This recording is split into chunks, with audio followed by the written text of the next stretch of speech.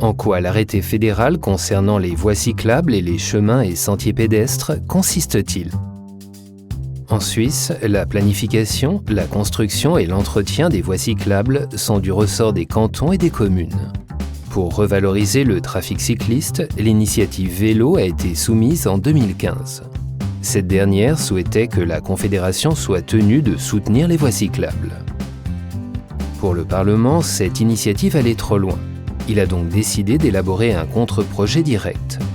Et les auteurs de l'initiative étaient satisfaits du contre-projet et ont donc retiré l'initiative vélo. Nous votons à présent sur le contre-projet direct. Qu'est-ce qui changerait? Si l'objet est accepté, la Constitution fédérale sera modifiée. Les cantons et les communes resteront responsables de la planification, de la construction et de l'entretien des voies cyclables. Désormais, la Confédération pourra les soutenir dans leurs tâches. De plus, elle pourra fixer des principes applicables aux voies cyclables et informer concernant les réseaux de voies cyclables. Les voies cyclables bénéficieront ainsi du même statut juridique que les chemins et sentiers pédestres. Si l'objet est accepté, la Constitution fédérale sera modifiée. Pour mettre en œuvre la modification de la Constitution, le Parlement devra élaborer une loi après acceptation de l'objet. Et les nouvelles tâches concrètes de la Confédération dépendront alors de cette loi. La loi donnera probablement à la Confédération les mêmes tâches qu'elle possède déjà aujourd'hui concernant les chemins et sentiers pédestres. Ainsi, la Confédération collectera entre autres des données sur les voies cyclables et établira des statistiques.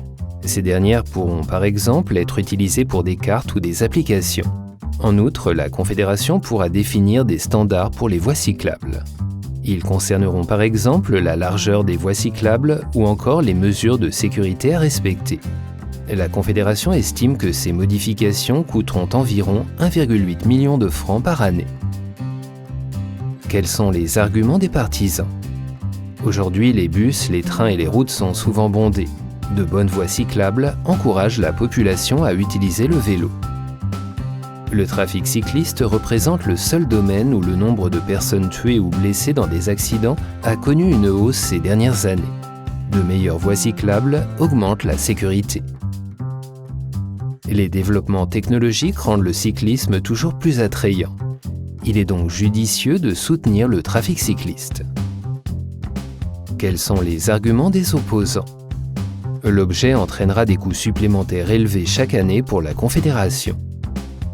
La répartition des tâches dans le domaine des voies cyclables entre la Confédération, les cantons et les communes fonctionne bien. La Suisse est déjà aujourd'hui un pays de cyclistes et une modification n'est pas nécessaire. Avec de meilleures voies cyclables, la population ne roulera pas forcément davantage en vélo, car ce moyen de transport n'est souvent pas une alternative possible à la voiture. L'objet ne réduira donc pas les bouchons. Si tu souhaites que l'arrêté fédéral concernant les voies cyclables et les chemins et sentiers pédestres soit accepté, alors vote oui. Si tu souhaites qu'il soit refusé, vote non.